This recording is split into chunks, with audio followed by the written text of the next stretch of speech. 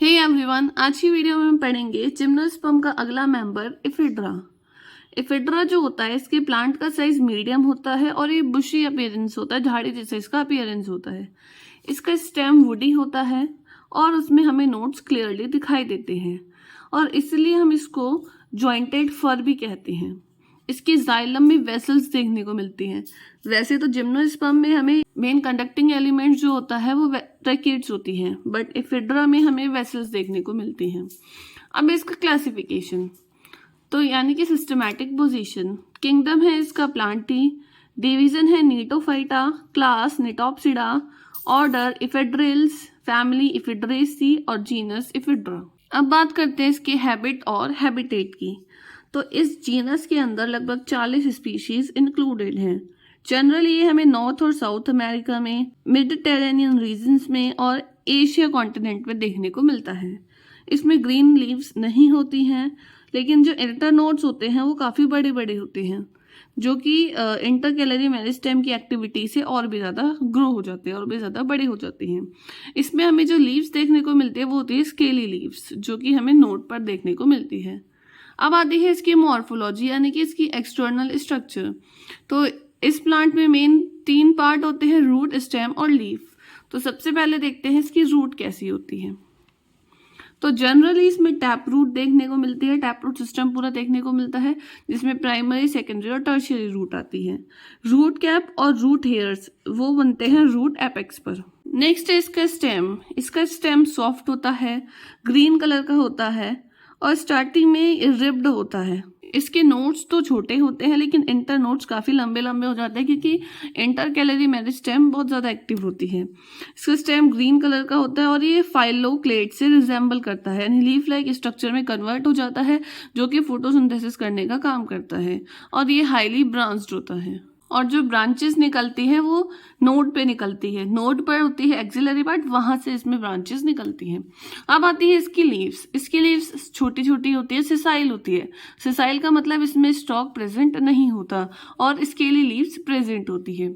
Normal जो green colour की leaves होती हैं वो इसमें एब्सेंट होती हैं और इसमें जो स्केली लीव्स होती हैं वो आपस में ज्वाइन हो जाती हैं और ज्वाइन होकर एक शीथ बनाती है नोड के ऊपर। इसकी जो स्केल लीव्स होती है उसमें 2 पैरेलल और अनब्रांच्ड वेन्स निकलती हैं। अब है इसकी एनाटॉमी यानी कि इसकी इंटरनल स्ट्रक्चर की स्टडी।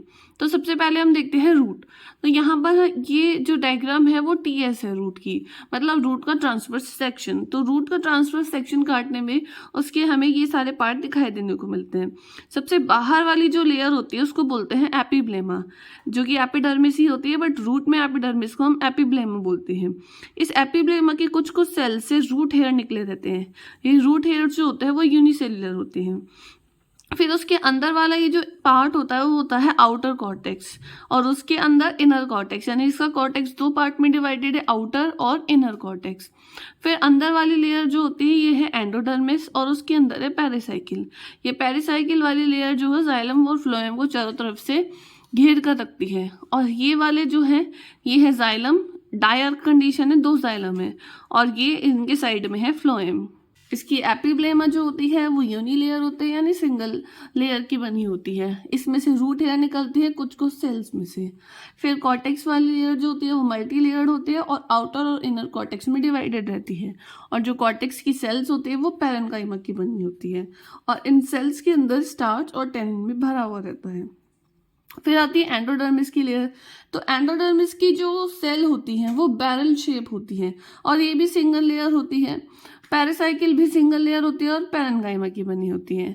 लेकिन जो वेस्कुलर बंडल होता है या फिर स्टील जिसको हम कह सकते हैं, वैसे तो स्टील में पैरासाइकिल भी इंक्लूड होती है, तो जाइलम, फ्लोएम और पैरासाइकिल को कलेक्टिवली स्टील कहते हैं। तो इसकी जो वेस्कुलर बंडल होता है उसका अरेंजमेंट रेडियल होता है और डायार्क कंडीशन देखने को मिलती है। जाइलम में वेसल्स एब्सेंट होती हैं और फ्लोएम में कंपेनियन सेल्स एब्सेंट होती हैं। नेक्स्ट है पिथ। पिथ जो होता है वो सेंट्रल वाला पार्ट होता है, पैरेन्काइमा का बना होता है और मल्टी लेयर्ड होती है, बहुत सारी सेल्स होती हैं।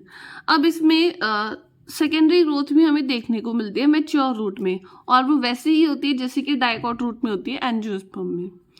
अब नेक्स्ट है इसका स्टेम। स्टेम की भी हम टीएस देखेंगे यानी ट्रांसवर्स सेक्शन देखेंगे। तो यंग स्टेम का टीएस हमें इस तरीके की दिखाई देती है।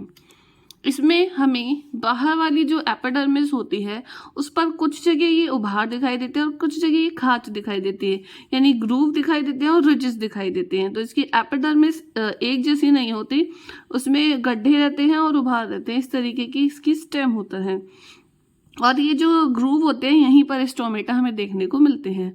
उसके अंदर ये वाला जो टिश्यू होता है ये है कॉर्टेक्स, और ये जो यहाँ पर उभार हैं इन उभार के अंदर होती है स्क्लेरेन्काइमा। ये सारे स्क्लेरेन्काइमा की सेल्स होती हैं। फिर ये अंदर वाली जो लेयर है ये है एंडोडर्मिस की लेयर और उसके अंदर है ये पेरिसाइकिल। अब इसमें जो जाइलम और फ्लोएम है वो एक ही रेडियस पे प्रेजेंट है, यानी इसको हम बोलते हैं कॉन्जॉइंट टाइप का वेस्कुलर बंडल। जब और इसमें जो जाइलम है वो अंदर की साइड और फ्लोएम जो है वो बाहर की साइड है, और बीच में ये जो खाली स्पेस है इसको हम बोलते हैं पिथ। और ये जो जाइलम और फ्लोएम है इन दोनों को सेपरेट करने के लिए ये जो प्रेजेंट है बीच में लाइन ये होती है कैम्बियम, और कैम्बियम का काम होता है सेकेंडरी ग्रोथ करवाना। तो यंग स्टेम में तो हमें एक ही जाइलम फ्लोएम दिखेंगे, लेकिन सेकेंडरी ग्रोथ होने के बाद हमें एक से ज़्यादा जाइलम और फ्लोएम देखने को मिलेंगे।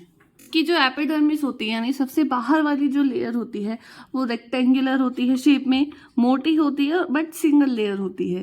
क्यूटिकल इसके ऊपर प्रेजेंट होती है और इसमें हैप्लोचेलिक स्टोमेटा देखने को मिलते हैं। हैप्लोचेलिक मतलब ऐसे स्टोमेटा जिसमें गार्ड सेल और सब्सिडरी सेल एक सेल से नहीं बनते, अलग अलग सेल से बनती हैं, और इसके स्टोमेटा संकन होते हैं यानी कि छुपे हुए रहते हैं और पोर्स में हमें देखने को मिलते हैं। फिर आती है इसकी हाइपोडर्मिस वाली लेयर। तो हाइपोडर्मिस की जो लेयर होती है स्क्लेरेन्काइमा की बनी होती है और स्क्लेरेन्काइमेटा से तो ये रिजिडिटी प्रोवाइड करती है और ये उभारों में प्रेजेंट होते हैं स्टेम के, जो अभी हमने डायग्राम में देखे थे। ये वाली जो लेयर थी स्क्लेरेन्काइमा यही हाइपोडर्मिस बनाती है। फिर आता है इसका कॉर्टेक्स वाला पार्ट। तो क्योंकि ये जो स्टेम है वो फाइलोक्लेड में कन्वर्ट हो गया है, तो इसका जो कॉर्टेक्स है वो दो पार्ट में डिवाइडेड रहता है। लीफ की तरह इसमें हमें दो टिश्यू देखने को मिलते हैं, एक पैलिसेड टिश्यू और एक स्पॉन्जी टिश्यू। इन दोनों ही टिश्यू में हमें क्लोरोप्लास्ट देखने को मिलते हैं जो कि फोटोसिंथेसिस का फंक्शन करता है। लेकिन पैलिसेड टिश्यू में इंटरसेलुलर स्पेस नहीं होते हैं, लेकिन स्पॉन्जी टिश्यू में इंटरसेलुलर स्पेस प्रेजेंट होते हैं। तो इसका काम फोटोसिंथेसिस के साथ साथ एरिएशन प्रोवाइड करना भी होता है। फिर आती है इसकी एंडोडर्मिस वाली लेयर। तो एंडोडर्मिस जो होती है वो सिंगल लेयर्ड होती है और केवल हमें यंग स्टेम में देखने को मिलती है। पेरिसाइकिल जो लेयर होती है वो भी सिंगल लेयर्ड होती है और पैरेन्काइमा की बनी होती है। अब है इसका वेस्कुलर बंडल। तो वेस्कुलर बंडल जो होता है वो रिंग की फॉर्म में अरेंज रहता है। हर वेस्कुलर बंडल कॉन्जॉइंट होता है। कॉन्जॉइंट का मतलब जाइलम और फ्लोएम साथ साथ में होते हैं। कोलेटरल होता है, ओपन होता है। ओपन का मतलब होता है कि इसमें कैम्बियम मिलती है, तो कैम्बियम जिसमें मिलती है उसको बोलते हैं ओपन वेस्कुलर बंडल और उसमें हमें सेकेंडरी ग्रोथ देखने को मिलती है और इसमें हमें एंडार्च कंडीशन देखने को मिलती है। ये एग्जार्च और एंडार्च कंडीशन क्या होती है वो आप दूसरी वीडियो में जाके देख सकते हैं। एंडार्च का मतलब होता है जिसमें प्रोटोजाइलम अंदर हो और मेटाजाइलम बाहर हो, और एक्टोफ्लोइक साइफोनोस्टील मिलती है। एक्टोफ्लोइक मतलब फ्लोएम बाहर की साइड और साइफोनोस्टील हम स्टील के टाइप में ऑलरेडी पढ़ चुके हैं। इसमें वेसल्स और ट्रेकिएट्स दोनों मिलती हैं हमें जाइलम के अंदर, और जाइलम के अंदर जाइलम पैरेन्काइमा भी देखने को मिलता है। फिर आती है इसकी पिथ। इसकी जो पिथ होती है वो मल्टी लेयर्ड होती है और पैरेन्काइमा की बनी होती है। लेकिन ये जो स्टेम होता है उसके नोड्स में हमें स्क्लेरेन्काइमा देखने को मिलती है पिथ के अंदर, जो कि नोडल डायफ्राम बनाती है। अब इसकी स्टेम का सेलुलर डायग्राम देखते हैं। अभी तो हमने सिर्फ लाइंस वाला डायग्राम देखा था, बट इसमें एक एक सेल्स को दिखाया हुआ है। ये है इसका टीएस यंग स्टेम का।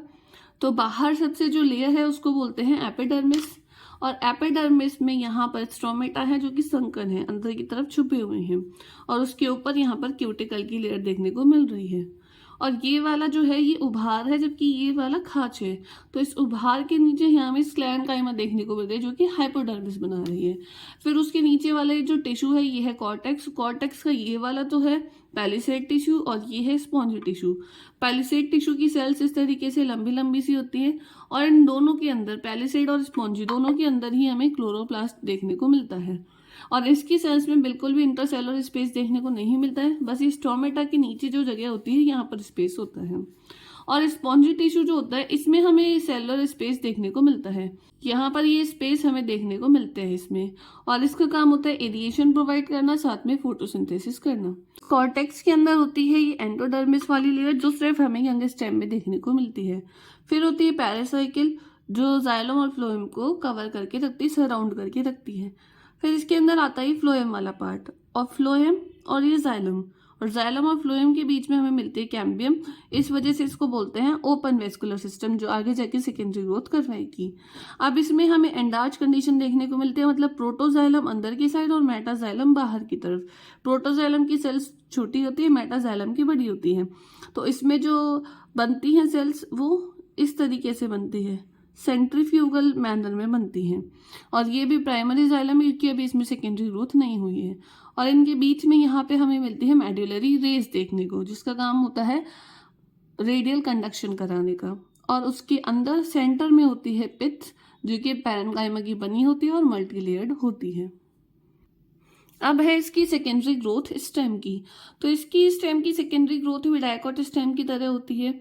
इसमें एक बनती है इंटरफेसिकुलर कैम्बियम और एक बनती है इंट्राफेसिकुलर कैम्बियम, और ये दोनों कैम्बियम मिलकर एक पूरी रिंग बना देती है जिसको हम बोलते हैं कैम्बियम रिंग। और ये बाहर की साइड तो बनाती है फ्लोएम और अंदर की साइड बनाती है जाइलम। और इसके साथ ही इसमें एनुअल रिंग्स हमें देखने को मिलती है, जिसमें एक होती है स्प्रिंग और एक होती है ऑटम। तो ये दोनों हमें ऑल्टरनेट ऑर्डर में देखने को मिलती है, स्प्रिंग फिर ऑटम फिर स्प्रिंग फिर ऑटम, इस तरीके से। ऑटम वुड की जो सेल्स होती है वो छोटी होती हैं और उनकी वॉल थिक होती है। ट्रैकीड्स और वेसल्स उसमें जो होते हैं वो कम चौड़े होते हैं, और वेसल्स जो होते हैं उनके नंबर भी कम होते हैं या फिर हो सकता है वो एब्सेंट हो। जबकि स्प्रिंग वुड में जो सेल्स बनती हैं वो बड़ी बड़ी होती हैं और उसकी वॉल भी थिन होती हैं। ट्रैकीड्स और वेसल्स उसमें हमें क्लियरली देखने को मिलते हैं और चौड़ी होती हैं, और इनमें ट्रैकीड्स के नंबर भी हमें ज़्यादा देखने को मिलते हैं। और सेकेंडरी ग्रोथ के बाद जो पिथ होता है वो या तो खत्म हो जाता है पूरी तरीके से या फिर थोड़ा बहुत डेवलप रह जाता है, क्योंकि उसकी जगह सेकेंडरी जाइलम ले लेता है। अब है टीएस ऑफ लीफ। भी 3 पार्ट में डिवाइड रहती है, epidermal tissue system, ground tissue system और vascular tissue system. Epidermal tissue system के लिए होती है एपिडर्मिस, सबसे बाहर वाली लेयर होती है, सिंगल लेयर होती है, और ये एक मोटे क्यूटिकल से कवर्ड रहती है। इसमें भी जो स्ट्रोमेटा होता है वो संकन होते हैं और हैप्लोचेलिक टाइप के होते हैं। फिर आते हैं इसका ग्राउंड टिश्यू सिस्टम, जिसमें होते हैं मीजोफिल। तो मीजोफिल इसमें 2 टाइप की होती है, एक होता है पैलिसेड टिश्यू और एक spongy tissue. Palisade tissue epidermis के नीचे होती है और 2 से लेकर 3 लेयर इसमें हो सकती है। क्लोरोप्लास्ट और इंटरसेलुलर स्पेस इसमें हमें देखने को मिलता है। और स्पॉन्जी टिश्यू ये पैरेन्काइमा की बनी होती है, इसमें इंटरसेलुलर स्पेस देखने को मिलता है लेकिन क्लोरोप्लास्ट इसमें एब्सेंट होता है। फिर आता है इसका वेस्कुलर टिश्यू सिस्टम, जो कि स्टील वाला पार्ट है। तो इसमें 2 वेस्कुलर मंडल हमें देखने को मिलते हैं, जो कि चारों तरफ से एक शीट के द्वारा कवर रहते हैं, जो होती है पैरेन्काइमा की बनी हुई। और इसके वेस्कुलर बंडल भी कॉन्जॉइंट होते हैं, यानी जाइलम और फ्लोएम एक साथ होते हैं, कोलेट्रल होते हैं और क्लोज्ड होते हैं। क्लोज्ड का मतलब है कि इसमें कैम्बियम नहीं मिलती है, और वेसल्स भी इसमें एब्सेंट होती हैं। तो ये तो मॉर्फोलॉजी और एनाटॉमी हमने पढ़ ली है। नेक्स्ट वीडियो में हम इसका रिप्रोडक्शन, लाइफ साइकिल और सीड के बारे में पढ़ेंगे। इस वीडियो में आपको कहीं भी डाउट हो तो आप कमेंट करके पूछ सकते हैं। ऐसी ही और वीडियोस देखने के लिए द DK बॉटनी को लाइक, शेयर, सब्सक्राइब करें। Thanks for watching.